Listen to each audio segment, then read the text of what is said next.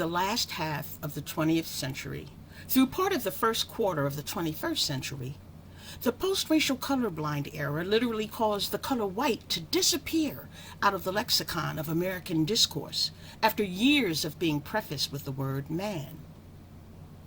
For a nation that began its rise using a racial color wheel, this era was extremely consequential, even within the apparent invisibility of the era's movement through time. For people who identify as white today, but would rather be referred to as normal, a colorless distinction placed them into another position of separation from everyone else in the nation. Moreover, in having been moved off the color wheel, they were once again effectively excluded from the entirety of humanity without even realizing it. In fact, today, the paradoxical push-pull of white versus normal and white versus colorless in the United States is dividing its white citizens against themselves. They are categorizing themselves into those who hated the invisibility of colorness and are invigorated and emboldened by the reappearance of whiteness. Those who reluctantly embrace their newly discovered white privilege. Those who remain cognitively dissonant of any idea of privilege. The guilty who flagellate themselves because of the resurgence of the color white. And those who wish to remain colorblind. Many white people today do not even know the difference between being the color white and identifying with whiteness. Most all are confused enough today to conflate the two. There is indeed a difference, however, just as there is a difference between being the color black and identifying with blackness. The issues of color don't really have anything to do with the color on the human color wheel. The issues have always centered around the ideologies of whiteness as superior and blackness as inferior. Anything else is ancillary to the overarching theme of the ideology. Don't think so? Consider the color brown. Using the color brown is now a popular way that people of various Latino and Latina ethnicities are describing their skin color. However, being brown has absolutely no ideology attached to it, and although brown is placed next to the color black when used to describe similar types of discrimination by white people in the U.S., there is absolutely nothing inherently associated with an ideology of brownness that is part of their culture. In fact, no amount of fusion of the two colors of brown and black will diminish the significance of blackness as the vanguard for the unique struggle of black descendants of the enslavement, because no other ethnicity or group of people has an ideology attached to themselves as superior or inferior except people who are white colored and black colored. The simple fact is, white is a color, just like brown and black, and the truth of the matter is white supremacy, or the ideology of so-called white superiority over black inferiority, have always been the real problem in this nation. It is what helped to design and create the system of racism to sustain itself, and used skin colors as nothing more than a tool for the physical categorization of those who shared or didn't share the color white with the wealthy gentry of old and their descendants today. The truth of the matter is that the color white exists on the color wheel, whether whiteness pretends it does or doesn't. Quite literally, when a group of people opt out of the color wheel and pretend to be the opposite of people of color, it renders them, by simple reasoning, colorless. One of the fundamentals of the post-racial colorblind era was the erasure of white as a color. The question then becomes, how can one profess to be white without actually being a color? Obviously, one is either a person of color or not a person of color. Conveniently, however, because mostly all dictionaries today explain synonyms for white as transparent, colorless, without hue, and clear, along with the usual milky, chalky, and pale descriptors, it enabled white people to hide the ideology of whiteness behind this definitional cloak of invisibility.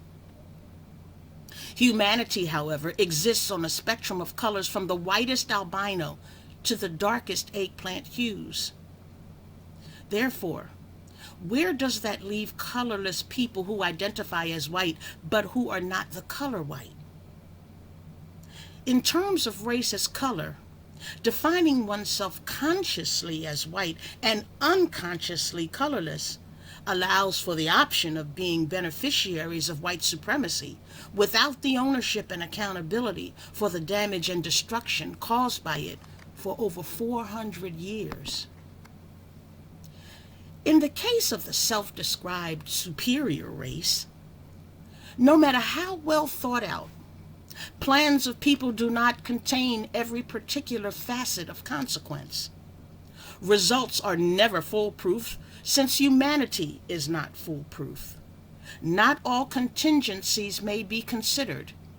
Something is bound to be left out, and probabilities are no respecters of all possibilities. Unintended eventualities will inevitably emerge. One such inadvertent result was when the wealthy gentry class in the United States defined an entire segment of humanity by color as inhuman for their own nefarious purposes of bondage and servitude. What they hadn't reckoned was the sacrificing of their own humanity centuries later, as Unbleached history would unapologetically recall. Even as there were many movements toward social change and social justice, those attempts remain hollow and transparent today as well, especially since the descendants of some of these same people still battle back and forth over whether to return to the color wheel without sacrificing their whiteness as supreme. For over 50 years, those who wanted to erase white from the color wheel were successful in defining a colorless white in terms of euphemisms and dog whistles, and creating a quality of tolerance for colors of people they historically abhorred. What they did not erase in the process was whiteness as their overarching thesis, a pedagogy for their descendants, bound forever as an ideology far larger in scope than race as color alone could ever be. Terms being used today just do not suffice in their attempts to feign a melding of people as their use in theory suggests. Take the term diversity, for example. It is used to signify differences in a milder, more polite way than the word different. It is used by both black and white people to discuss those differences that may or may not transcend color as a way to open a dialogue not usually engaged. It is also used by many white people to codify themselves as unique, expressly for the purpose of continued and sustained exclusivity from a white color and white as a color. In segregating themselves out from the concept of diversity or being different, they need not be connected to the color wheel, while enjoying the distinction of their supposed superiority inherent within the ideology. It pretends to unify, but it marks itself as separate, just like an animal marking its territory. Conversely and conveniently, it appears, the term inclusivity collects black persons with every other conceivable person of color on the spectrum of humanity, without consideration as to their own diversity. Inclusivity becomes a corral for the diverse, who by definition of white does not include white people who are not considered by themselves to be diverse.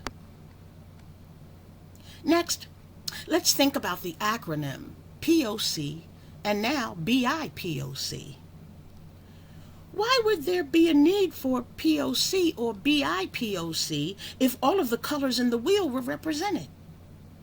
How can inclusivity be a valid consideration when the only included colors in the corral are those who are not white? Indeed, as an extra consideration given to POC within the fullness of the colored corral of people of color, diversity within its walls even forced division among themselves. The BI, or Black Indigenous addition to the acronym, threatens to divide even further as more and more people identify with skin tone and or ethnicity and not blackness, while they grapple with their own identification beyond the ideology of blackness as expressed in the U.S. by black descendants of the enslavement. It's time to face it. The post-racial colorblind era is over, and the U.S. supremacist reckoning era is upon us. The nation will not be able to continue pretending white is not a color on the wheel while simultaneously allowing white supremacy to pervade consistently through all institutions. How long will it take for the United States to become a nation of colors on the human color wheel, where each representation of color is equal and beautiful in its own right? How long will there remain the ideology of white supremacy that spawned the separation of the color white from humanity? It is time to face it. White is a color, and white people are people of color, whether they continue to exclude themselves while corralling other people of color separately or not.